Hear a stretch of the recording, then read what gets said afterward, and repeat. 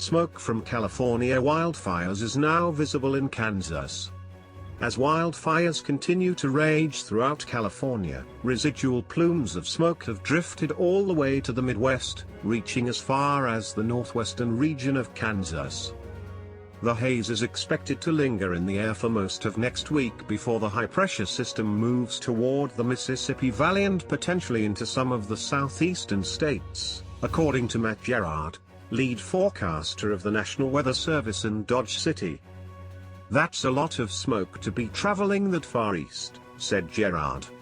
"We've had some pretty bright red sunrises and sunsets, and the smoke up in the atmosphere coming overhead really gives the sky a grayish look." Recent wildfires in Colorado have also greatly contributed to the smoggy skies in the Midwest.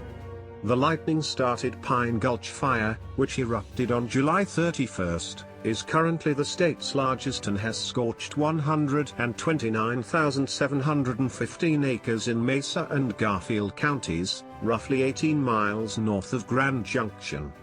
As of Sunday morning, it was 19% contained, according to the Mesa County Sheriff's Office.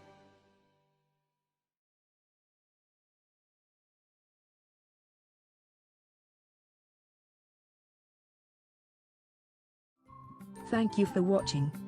Please subscribe to us on YouTube. If you like, donate to us, visit home on the page PayPal.